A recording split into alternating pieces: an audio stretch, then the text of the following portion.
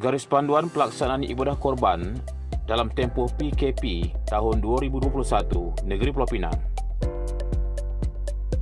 Terdapat 6 elemen utama iaitu kawalan teras, kawalan lokal domestik, kawalan keselamatan, kawalan pelaksanaan, pematuhan dan pelanggaran. Kawalan teras.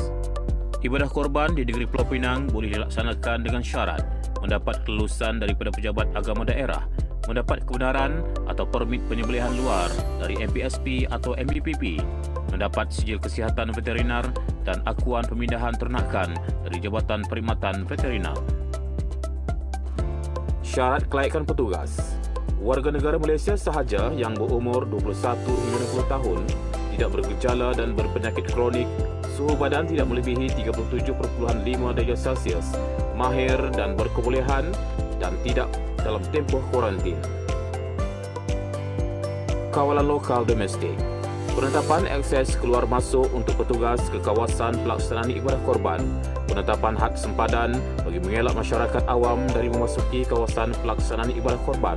Petugas hendaklah mendaftar kehadiran, memeriksa suhu badan, memakai face mask, apron, sarung tangan, sanitizer dan dilarang masuk ke Dewan Solat Utama. Kawalan keselamatan. Melantik sukarelawan badan uniform untuk membantu mengawal kehadiran masyarakat bukan warga negara dan ahli kharih yang tidak terlibat sebagai petugas. Melancarkan proses pengagihan, memastikan sebarang aktiviti gotong royong korban tidak dilaksanakan. Kawalan pelaksanaan had bilangan haiwan korban dan jumlah petugas. Tempat korban yang dibenarkan, masjid dan surau yang mendapat kebenaran PBT dan JPV, rumah sembelihan PBT atau JPV, rumah sembelihan swasta atau persendirian yang mendapat kebenaran daripada PBT atau pusat atau ladang ternakan yang mendapat lesen atau kebenaran daripada PBT atau JPV. Had bilangan korban bagi setiap kategori tempat seperti rumah sembelihan atau pusat atau ladang ternakan, bilangan petugas tidak melebihi 25 orang, bilangan haiwan, lembu, kerbau, unta, tiada had, kambing, tiada had. Masjid, bilangan petugas 25 orang, bilangan haiwan, lembu, kerbau, unta 10 ekor, kambing 20 ekor. Surau, bilangan petugas 25 orang, bilangan haiwan, lembu, kerbau, unta 5 ekor, kambing 10 ekor. Pelaksanaan ini adalah bagi sepanjang tempoh hari-hari korban Tashrik 10 hingga 13 Zulhijjah 1442 Hijri. Had maksimum bagi sembelihan dalam satu hari ialah 5 ekor bagi setiap kategori. Contohnya seperti sembelihan 5 ekor lembu, kerbau, unta dan juga 5 ekor kambing dalam satu hari. Agihan petugas, sembelihan 10 orang, melapah 5 orang, memotong dan mengagih 10 orang. Lokasi penyembelihan korban dibenarkan kepada masjid atau surau dengan syarat setelah mendapat kebenaran sembelih atau lesen khas penyembelihan dari PBT dan sijil kesihatan veterinar serta permit pemindahan Jabatan Perkhidmatan Veterinar Daerah. Kawasan sembelihan juga hendaklah sesuai, bersih, selamat dan tidak terletak berhampiran seliran awam. Rumah sembelih PBT atau JPV, rumah sembelihan swasta atau persendirian yang mendapat kebenaran daripada pihak berkuasa tempatan atau pusat atau ladang ternakan yang mendapat lesen atau kebenaran daripada pihak berkuasa tempatan atau Jabatan Perkhidmatan Veterinar. Pelang lokasi sembelihan dan susu atur tempat. Kedudukan haiwan yang ditambat perlu diletakkan antara 15 hingga 20 kaki dan haiwan perlu dibawa ke tempat sembelihan khas. Dan setelah disembelih, haiwan perlu dibawa ke tempat lapah dan gantung, potong tulang, potong kecil, timbang daging dan seterusnya edaran.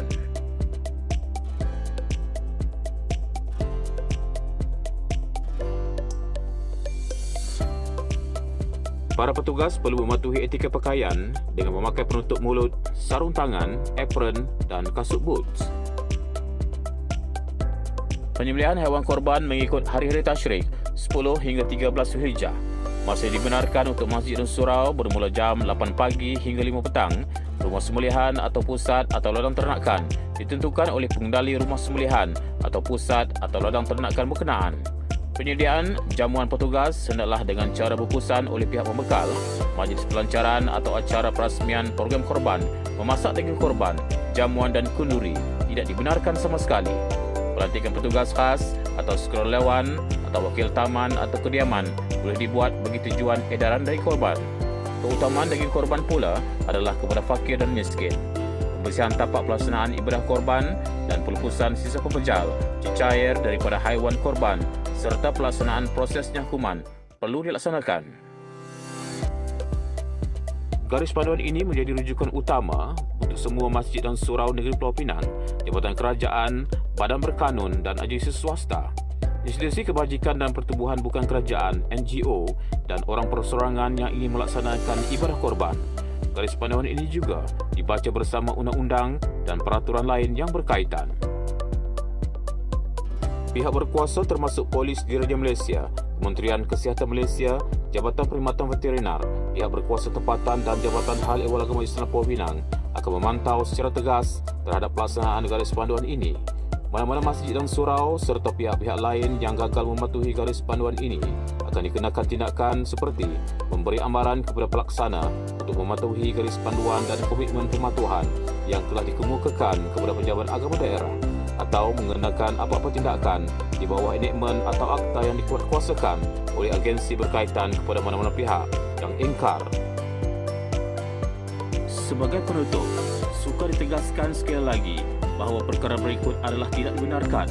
Melaksanakan ibadah korban tanpa kelulusan pejabat agama daerah, PBT dan JPV, melaksanakan di padang atau rumah atau dewan awam atau rumah sembelih tidak berlesen dan lain-lain, melebihi bilangan had yang ditetapkan bagi haiwan korban, berkongsi peralatan sembelih dan melapah, petugas bukan warga negara dan di luar lingkungan umur ditetapkan, peserta atau orang awam berada di kawasan ibadah korban, petugas melebihi 25 orang pada satu masa bergejala COVID-19 dan dalam kuarantin, penerima hadir sendiri mengambil daging korban di tempat ibadah korban, perkumpulan ramai atau aktiviti bersentuhan atau kawasan tanpa penempatan akses keluar atau masuk, petugas masuk ke dewan solat, majlis rasmi atau memasak daging korban.